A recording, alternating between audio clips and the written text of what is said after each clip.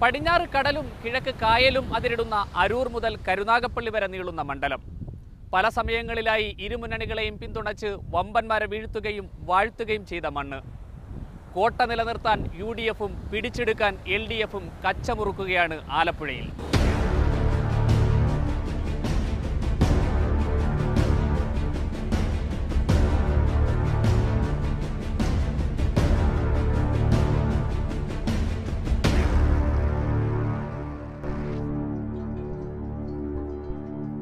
ഓളങ്ങളുടെ സൗന്ദര്യവും ഓടങ്ങളിലെ യാത്രകളും കൊണ്ട് പ്രകൃതിയൊരുക്കിയ മനോഹാരിതയിലും ഈ പ്രദേശം ഏതു ദേശക്കാർക്കും പ്രിയപ്പെട്ടതാണ്. വിനോദസഞ്ചാര ഭൂപടത്തിൽ നിറയുന്ന ഇവിടം വെറും കാഴ്ചയ്ക്കപ്പുറം കൃത്യമായ രാഷ്ട്രീയവും അടയാളപ്പെടുത്തിയിട്ടുണ്ട്. സംസ്ഥാന രാഷ്ട്രീയത്തിലെ പോരാട്ട ചരിത്രത്തിൽ മാറ്റി നിർത്താൻ സാധിക്കാത്തത്ര അടയാളങ്ങളാണ് ആലപ്പുഴയിലെങ്ങും. ചുവപ്പിന്റെ ത്രസിപ്പിക്കുന്ന ചരിത്രമുണ്ടെങ്കിലും തെരഞ്ഞെടുപ്പ് ചരിത്രത്തിൽ പലപ്പോഴും അത്ര കടുത്ത ചുവപ്പൻ പ്രണയം ഇവിടം പ്രകടിപ്പിക്കാറില്ല. ആലപ്പുഴയ്ക്ക് ഒരു ഇടതു മനസ്സുണ്ട്. നമ്മുടെ കേരള രാഷ്ട്രീയം പരിശോധിച്ചാൽ കമ്മ്യൂണിസ്റ്റ് പാർട്ടി വളർന്നു വരുന്നതിന് എല്ലാവിധ സാഹചര്യങ്ങളും ഒത്തിണങ്ങിയ കേരളത്തിലെ അപൂർവമായ പ്രദേശങ്ങളിലൊന്ന് ഈ ആലപ്പുഴയാണ്.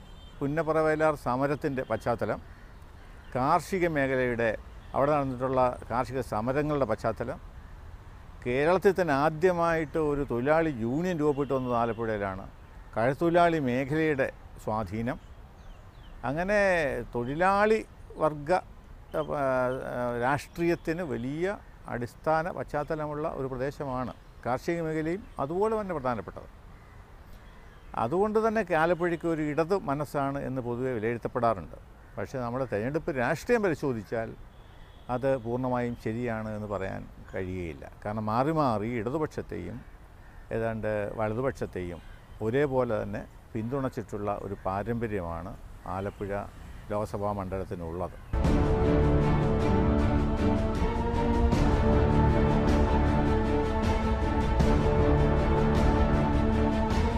16 തവണയാണ് ആലപ്പുഴയടങ്ങുന്ന ലോക്സഭാ മണ്ഡലത്തിൽ തെരഞ്ഞെടുപ്പ് നടന്നിട്ടുള്ളത്. വിജയം LDF തുടങ്ങിവെച്ചെങ്കിലും 9 തവണ കളം നിറഞ്ഞ് വിജയം UDF ഒപ്പം നിർത്തി. ഇടതുമുന്നണിയിലെ കരുത്തനായ CPMന്റെ പോളിറ്റ് ബ്യൂറോ അംഗമായിരുന്ന E ബാലാനന്ദനെ തറപറ്റിച്ച പാരമ്പര്യം ആലപ്പുഴയ്ക്കുണ്ട്. എന്നാൽ സുശീല ഗോപാലനെയും PK വാസുദേവൻ നായരെയും പാർലമെന്റിലേക്ക് അയച്ചതും ആലപ്പുഴയാണ്. മണ്ഡലം കുത്തകയാക്കി കൈപ്പിടിയിലൊതുക്കി ഹാട്രിക് വിജയം നേടിയ കോൺഗ്രസ് നേതാവ് VM സുധീരനെ മലർത്തിയടിച്ചതും ആലപ്പുഴയാണ്. എന്നാൽ കഴിഞ്ഞ 10 വർഷമായി ആലപ്പുഴ ഭരിക്കുന്നത് UDF ആണ്.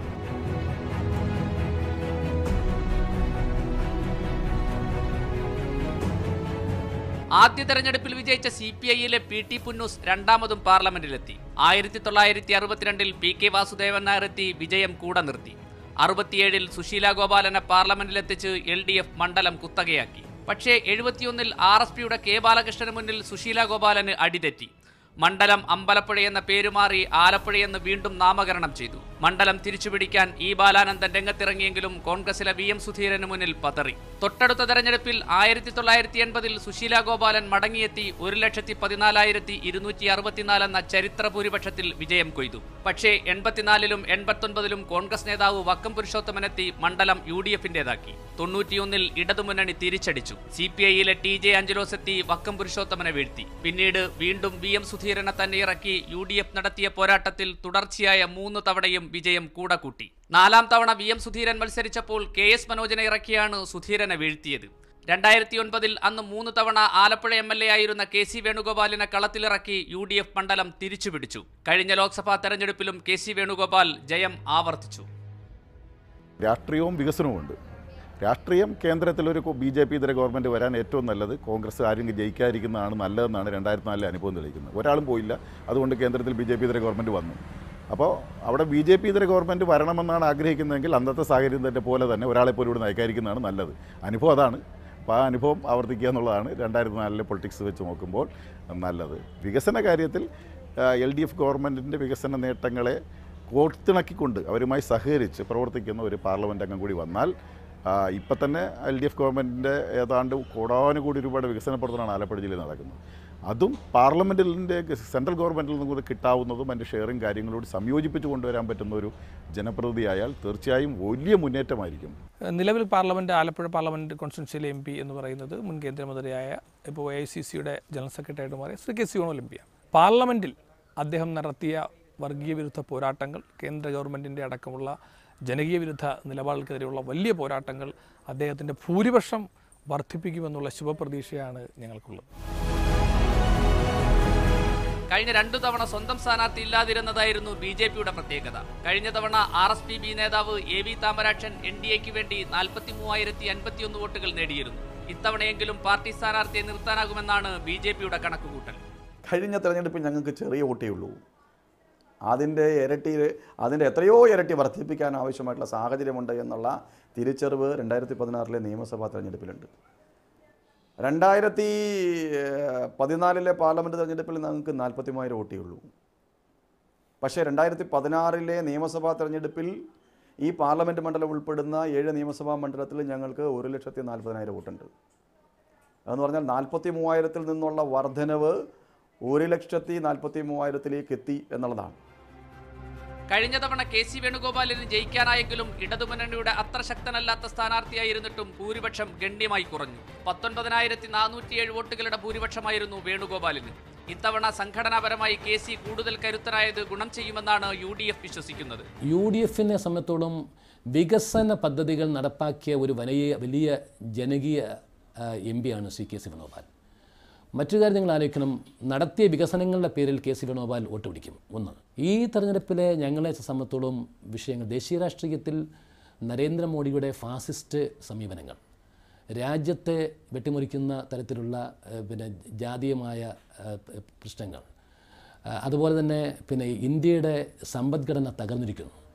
ഡോക്ടർ മൻമോഹൻ സിംഗ് പറഞ്ഞതുപോലെ ഇന്ത്യയുടെ സമ്പദ്ഘടന തകർന്നിരിക്കുന്നു. ഡിമോണിറ്റൈസേഷൻ, അതുപോലെ അശാസ്ത്രീയമായി നടപ്പാക്കിയ GST, ഇത്തരം കാര്യങ്ങളോടുകൂടി രാജ്യത്തെ 1 കോടിയോളം ചെറുകിട വ്യവസായികൾക്കും കച്ചവടക്കാർക്കും തൊഴിലില്ലാതായിരിക്കുന്നു. വാഗ്ദാന ലംഘനങ്ങളാണ് നരേന്ദ്രമോദി ചെയ്തിരിക്കുന്നത്. 2 കോടി ചെറുപ്പക്കാർക്ക് തൊഴിൽ കൊടുക്കുമെന്ന് പറഞ്ഞു, തൊഴിൽ കൊടുത്തിട്ടില്ല. രാഹുൽ ഗാന്ധി ആ പ്രശ്നങ്ങൾക്ക് ഉയർത്തിയിരിക്കുന്നു. നരേന്ദ്രമോദി ഗവൺമെൻറ്റിൻ്റെ നയങ്ങൾക്കെതിരായി ഒരു മാറ്റം ഈ രാജ്യത്ത് വരണമെന്നുണ്ടെങ്കിൽ ഇടതുപക്ഷം ശക്തമാകണം. അന്ന് കേരളത്തിൽ 20-ൽ 18 സീറ്റ് ഇടതുപക്ഷം ജയിക്കുകയുണ്ടായി. ആലപ്പുഴ ജില്ലയിലെ 2 സീറ്റുകൾ, മാവേലിക്കര, ആലപ്പുഴ ഉൾപ്പെടുന്ന 2 മണ്ഡലങ്ങളും അന്ന് ഇടതുപക്ഷം വിജയിക്കുകയുണ്ടായി. എക്കാലത്തേക്കും ഓർക്കാൻ കഴിയുന്ന, സാധാരണക്കാരെ സംബന്ധിച്ച് ഓർക്കാൻ കഴിയുന്ന ചില പദ്ധതികൾ കൊണ്ടുവരാൻ ആ കാലത്തെ 1ാം UPA ഗവൺമെൻറ് കഴിഞ്ഞത് ഏവർക്കും അറിയാം. ഇടതുപക്ഷത്തിൻ്റെ ശക്തമായിട്ടുള്ള സ്വാധീനം കൊണ്ട് തന്നെയാണ്.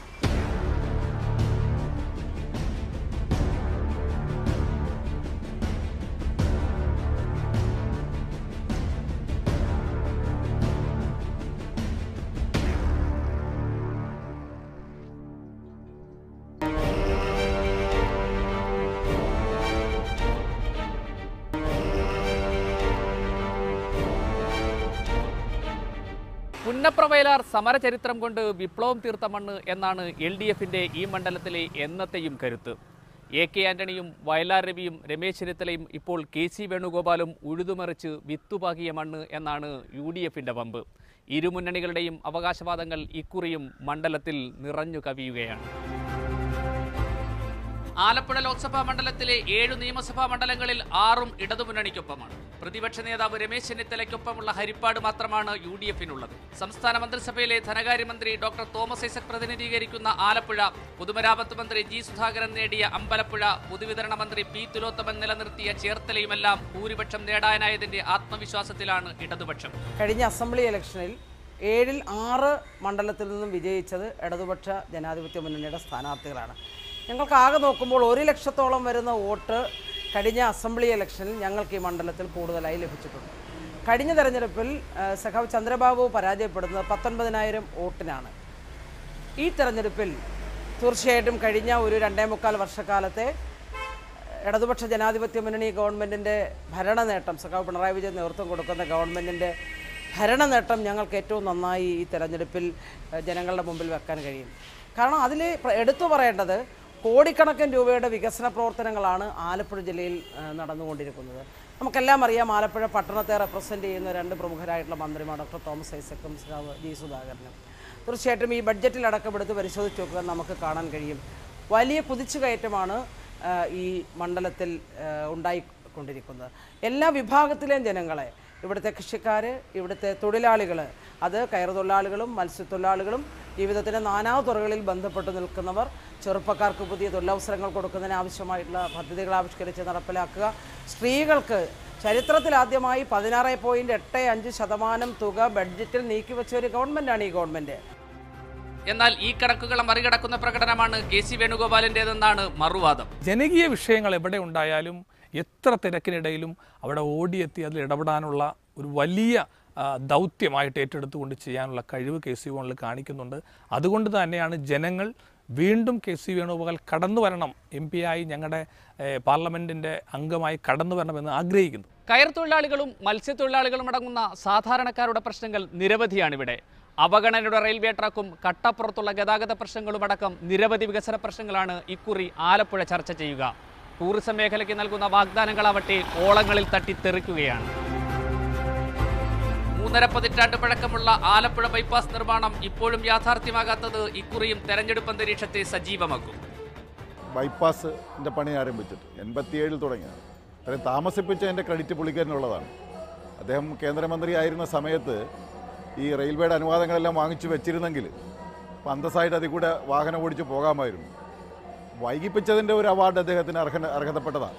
ആലപ്പുഴ ജില്ലയിൽ ഇദ്ദേഹം 10 വർഷമായിട്ട് MP ആയിരുന്നിട്ട് ഒരു ഫ്ലൈ ഓവർ ഒരെണ്ണം വരൂർ മുതൽ കരുനാഗപ്പള്ളി വരെ ഒരെണ്ണമെങ്കിലും ചെയ്തിരുന്നെങ്കിൽ കൊള്ളാമായിരുന്നു. LDF ഗവൺമെൻറ് കാലത്ത് ഓട്ടോകാസ്റ്റുമായിട്ട് ചേർന്ന് വാഗൺ നിർമ്മാണ ഫാക്ടറിക്ക് കരാർ ഒപ്പിട്ടതാണ്. അത് പുള്ളി കളഞ്ഞു കുളിച്ചു.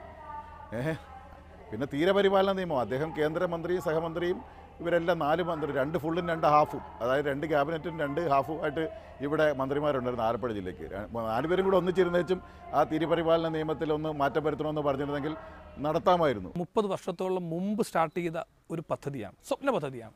ആ പദ്ധതി ഏറ്റവും അതിൻ്റെ പീക്ക് പോയിന്റിൽ എത്തി നിൽക്കുകയാണ്. ഇനി ഒരു കേവലം ഒരൊറ്റ ഇതുകൂടെ സാങ്ഷൻ കൂടെ കഴിഞ്ഞു കഴിഞ്ഞാൽ അത് പൂർത്തിയാകുന്ന നിങ്ങൾക്കറിയാം സാഹചര്യത്തിലേക്ക് എത്തിക്കഴിഞ്ഞു. ഈ ലേറ്റസ്റ്റ് ആയിട്ട് റെയിൽവേയുടെ ഒരു ബോർഡിൻ്റെ തടസ്സമാണ് ലാസ്റ്റ് ഉണ്ടായിരുന്നത്. ആരാണ് അതിനു വേണ്ടി പോരാടിയത്? അത് നേടിയെടുത്തത് കേന്ദ്രത്തിൽ ഭരണ സംവിധാനമില്ല, സംസ്ഥാന ഭരണ സംവിധാനം, 2 ഭരണ സംവിധാനം ഇല്ലാത്ത സമയത്തും ഇതിൻ്റെ റെയിൽവേയുടെ പാർലമെൻ്ററി ബോർഡ് അംഗമെന്ന നിലയിലുള്ള പിന്നെ ഒരു അംഗീകാരം കൂടി ഉപയോഗിച്ചുകൊണ്ട് റെയിൽവേ മന്ത്രാലയത്തിൽ കയറി ഇറങ്ങി അതും ഏറ്റവും ഒരു 1.5 മാസം മുമ്പാണ് ആ ഒരു തടസ്സം, റെയിൽവേയുടെ തടസ്സം നീക്കിക്കൊണ്ട് കടന്നു വന്നത്. അതും നേടിയെടുത്തത് കെ.സി. വേണുഗോപാൽ MP നടത്തിയ പോരാട്ടമാണ്. അദ്ദേഹത്തിൻ്റെ ഒറ്റയ്ക്കുള്ള പോരാട്ടമാണ്. തീരദേശ പരിപാലന നിയമത്തിലെ ഇളവ് നേടിക്കൊണ്ട് തീരദേശ മേഖലയിലുള്ളവർക്ക് അവിടെ വീട് വയ്ക്കാൻ പോലും സാധിക്കില്ലാത്തൊരു കരിനിയമം എന്ന് തന്നെ പറയാം. ആ നിയമം കേന്ദ്ര ഗവൺമെൻറ് കൊണ്ടുപോകുമ്പോൾ അതിനെതിരെ ഏറ്റവും കൂടുതൽ പോരാടിയിൽ പ്രമുഖനായിരുന്നു ശ്രീ കെ.സി. വേണുഗോപാൽ. തീരദേശത്തെ ആവശ്യങ്ങൾക്ക് മുന്നിൽ മുന്നണികൾ അത്ര അനുകൂലമായില്ലെന്നതും വ്യവസായങ്ങളുടെ നാട്ടിൽ അത്തരത്തിലെ യാതൊന്നും പറഞ്ഞു കേൾക്കാത്തതും തെരഞ്ഞെടുപ്പ് ചർച്ചയാണ്. ആലപ്പുഴയിലെ രാഷ്ട്രീയ നേതാക്കന്മാരെ കൊണ്ടും ആലപ്പുഴയിൽ സമ്പന്നത ഉണ്ട്. പക്ഷേ ആ ഒരു അർത്ഥത്തിലുള്ള സമ്പന്നത നമ്മുടെ നാടിന് ആ അർത്ഥത്തിലുള്ളൊരു വികസനം ഉണ്ടായിട്ടുണ്ടോ എന്നുള്ളത് നമ്മളൊന്ന് നിഷ്പക്ഷമായിട്ടുള്ളൊരു അന്വേഷണം നടത്തേണ്ടതാണ്. എൻ്റെ ഈ സന്ദർഭത്തിൽ എനിക്ക് തോന്നുന്നത് നമുക്ക് കിട്ടിയ ഈ നേതാക്കന്മാരുടെയൊക്കെ സമ്പന്നത വെച്ചിട്ടുള്ള വികസനം ആലപ്പുഴയ്ക്ക് ഉണ്ടായിട്ടില്ല എന്നത് തന്നെയാണ്. വരുന്ന തിരഞ്ഞെടുപ്പുകളെങ്കിലും ആ അർത്ഥത്തിലുള്ള ഒരു മാറ്റത്തിന് ഹേതുവാകുമെന്നാണ് ഞാൻ പ്രതീക്ഷിക്കുന്നത്. ആലപ്പുഴ യഥാർത്ഥത്തിൽ വലിയൊരു വ്യവസായ മേഖല കൂടിയാണ്. എന്നാൽ ആലപ്പുഴയിൽ ഉണ്ടായിട്ടുള്ള വ്യവസായ സംരംഭങ്ങളെ നമ്മളൊന്ന് എടുത്ത് പരിശോധിച്ചാൽ ആ അർത്ഥത്തിലുള്ളൊരു വികസനം, വ്യവസായ മേഖലയിലുള്ളൊരു വികസനം, കയർ മേഖലയാണെങ്കിലും തീരദേശ മേഖലയാണെങ്കിലും ആ ഒരു അർത്ഥത്തിലുള്ളൊരു വികസനം യഥാർത്ഥത്തിൽ ആലപ്പുഴയ്ക്ക് ഉണ്ടാക്കി എടുക്കാൻ കഴിഞ്ഞിട്ടുണ്ടോ? ഇപ്പോഴും നമ്മൾ കയർ മേഖലയെ ആശ്രയിക്കുന്നത് തമിഴ്നാടിനെയാണ്. ആലപ്പുഴയെ സംബന്ധിച്ച് ഇതൊരു വലിയ നഷ്ടം എന്ന് തന്നെയാണ് നമുക്ക് അതിനകത്ത് പറയാനുള്ളത്. ഇപ്പോഴും എൻ്റെ വിശ്വാസം കേരളത്തിലെ ഏറ്റവും കൂടുതൽ ചേരിയുള്ളത് ആലപ്പുഴ നഗരത്തിലാണ് എന്ന് തന്നെയാണ്. അപ്പോൾ വികസനം പലപ്പോഴും മോന്തിരിഞ്ഞ് നിൽക്കുന്ന, അതിന് രാഷ്ട്രീയ കാരണങ്ങളുണ്ട്, പല കാരണങ്ങൾ നമുക്ക് വിലയിരുത്താൻ പറ്റും. പക്ഷേ നമ്മളെ ഇപ്പോൾ ഞെട്ടിക്കുന്ന ഒരു കാര്യം, ആലപ്പുഴയ്ക്ക് ഒരു ബൈപ്പാസ് നിർമ്മിക്കാൻ കഴിഞ്ഞിട്ട് പോലും ഇന്ന് ഉദ്ഘാടനം ചെയ്യാൻ കഴിഞ്ഞിട്ട് എത്രയോ പതിറ്റാണ്ടുകളായിട്ട് അതിൻ്റെ പ്രവർത്തനം നടക്കുന്നു. ഇപ്പോൾ അടുത്ത സമീപകാലത്ത് കൊല്ലത്തത് ഉദ്ഘാടനം ചെയ്യപ്പെട്ടു. പിന്നെ കയർ മേഖല വളരെ പ്രതിസന്ധിയിലാണ്. തീരദേശ മേഖലയിൽ വളരെ വളരെ വളരെ പ്രതിസന്ധിയാണ്. അവിടെ സാമ്പത്തികമായ വലിയ മുന്നേറ്റങ്ങളൊന്നുമില്ല. കാർഷിക മേഖലയിൽ പ്രതിസന്ധിയാണ്. അപ്പോൾ തൊഴിലില്ലായ്മ വളരെ രൂക്ഷമാണ്. ഇപ്പോൾ മറ്റ് പല മണ്ഡലങ്ങളിലും ഇപ്പോൾ അരൂർ തൊട്ട് കരുനാഗപ്പള്ളി വരെയുള്ള പ്രദേശമാണ് നമ്മൾ ഈ മണ്ഡലം ഇന്ന് വിലയിരുത്തുന്നത്. അതിൽ ചില പോക്കറ്റുകൾ ഒഴിച്ചാൽ ഭൂരിപക്ഷം പ്രദേശവും ഇടത്തരക്കാരും ദരിദ്രരും തിങ്ങിപ്പാർക്കുന്ന പ്രദേശമായിട്ട് വേണം വിലയിരുത്താൻ. അപ്പോൾ അതിനൊന്നും തക്ക ഈ നമ്മുടെ കേരളത്തിൻ്റെ വികസനത്തിൻ്റെ മുഖ്യധാരയിലേക്ക് ആലപ്പുഴ എത്തിയിട്ടില്ല എന്ന് തന്നെ നമുക്ക് വിലയിരുത്തേണ്ടി വരും. ഗൾഫ് പണത്തിൻ്റെ വലിയ ഒഴുക്കുകൾ കടന്നു വന്നിട്ടില്ലാത്ത മണ്ഡലങ്ങളിലൊന്നാണിത്. അത് നമുക്ക് ആലപ്പുഴ ചെന്ന് കണ്ടാൽ തന്നെ അറിയാം. നൂറ്റാണ്ടുകൾ പഴക്കമുള്ള കെട്ടിടങ്ങളൊക്കെ തന്നെ അവിടെ നിൽക്കുന്നത്. അവിടെ വലിയ മാറ്റങ്ങളില്ല. പിന്നെ അല്പമെങ്കിലും ഒരു ചലനം ഉണ്ടായത് ടൂറിസത്തിൻ്റെ ബേസിൽ മാത്രമാണ്. കഴിഞ്ഞ 10 വർഷമായി മണ്ഡലത്തിലെ വികസന പ്രശ്നങ്ങൾ ഉയർത്തി ഇരുമുന്നണികളും കൊമ്പുകൂർക്കും. 3 മന്ത്രിമാരുടെ പ്രകടനത്തിലൂടെ മണ്ഡലത്തിൽ വികസനം എത്തിച്ചുവെന്നതാണ് ഇടതുമുന്നണിയുടെ അവകാശവാദം. കരിമണൽ ഖനന വിവാദവും സമരവും കത്തിയാളുന്ന ആലപ്പാടും ആറാട്ടുപുഴയും ആലപ്പുഴ ലോക്സഭാ മണ്ഡലത്തിലാണുള്ളത്. തീരവാസികളുടെ ആശങ്കയകറ്റി വോട്ടു നേടാൻ ഇരുമുന്നണികളും ഏറെ വിയർക്കും. യഥാർത്ഥത്തിൽ തീരദേശ മേഖലയിൽ ജീവിക്കുന്ന തൊഴിലാളി സഹോദരങ്ങൾക്ക് എല്ലാ കാലത്തും സഹായം കൊടുത്തിട്ടുള്ളത് ഇടതുപക്ഷ ജനാധിപത്യ മുന്നണിയാണെന്ന് എല്ലാവർക്കും അറിയാവുന്ന കാര്യമാണ്.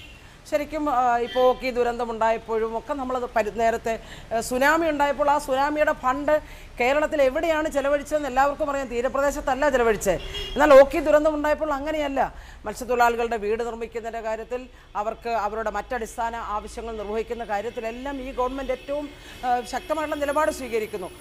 1000 കോടി രൂപ ഇത്തവണത്തെ ബഡ്ജറ്റിൽ തീരദേശ മേഖലയ്ക്ക് വേണ്ടി നീക്കി വെക്കുന്നുണ്ട്.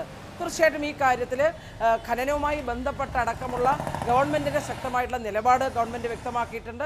ആ പ്രദേശത്തെ ആളുകളുമായി ബന്ധപ്പെട്ട വിഷയങ്ങൾ ചർച്ച ചെയ്ത് പരിഹരിക്കുന്നതിനാവശ്യമായുള്ള നടപടി ബഹുമാനപ്പെട്ട മുഖ്യമന്ത്രി തന്നെ നേതൃത്വം കൊടുത്തത് നടത്തിക്കൊണ്ടിരിക്കുന്നു. ആ കാര്യത്തിലൊന്നും ഒരു ആശങ്ക ഉണ്ടാകുമെന്ന് ഞങ്ങൾ കരുതുന്നില്ല.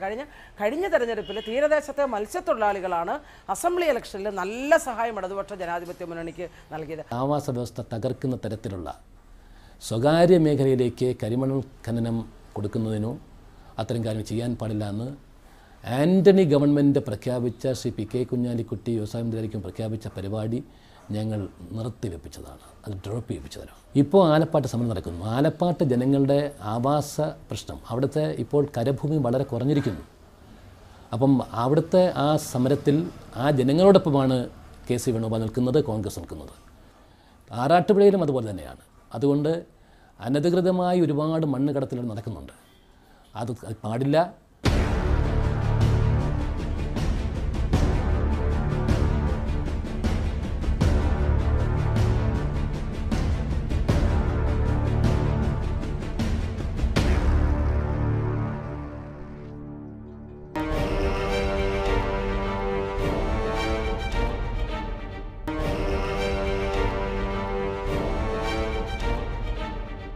രാഷ്ട്രീയ അടവു നയങ്ങൾക്കും വിഭാഗീയ പ്രവർത്തനങ്ങൾക്കും പുകൾപെറ്റ നാടാണ് ആലപ്പുഴ.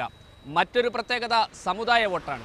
സമുദായ വോട്ട് ബാങ്കിൽ കണ്ണുടക്കിയാണ് ആലപ്പുഴയിൽ മുന്നണികൾ തെരഞ്ഞെടുപ്പ് രാഷ്ട്രീയം കളിക്കുന്നത്. ഈഴവ സമുദായവും ലത്തീൻ കത്തോലിക്ക സമുദായവും തെരഞ്ഞെടുപ്പ് രാഷ്ട്രീയത്തിൽ ഇറങ്ങിക്കളിക്കുന്ന സ്ഥലമാണ് ആലപ്പുഴ. സമുദായ ശക്തിയുടെ കണക്ക് പറഞ്ഞ് മുന്നണികളെ ഇണക്കുകയും പിണക്കുകയും ചെയ്യുന്നത് ഇവരുടെ പതിവ് രീതിയാണ്. ഇത്തവണത്തെ തെരഞ്ഞെടുപ്പിലും ഇത്തരം ഘടകങ്ങൾ ആലപ്പുഴ ലോക്സഭാ മണ്ഡലത്തിൽ പ്രതിഫലിക്കും എന്നത് ഉറപ്പാണ്.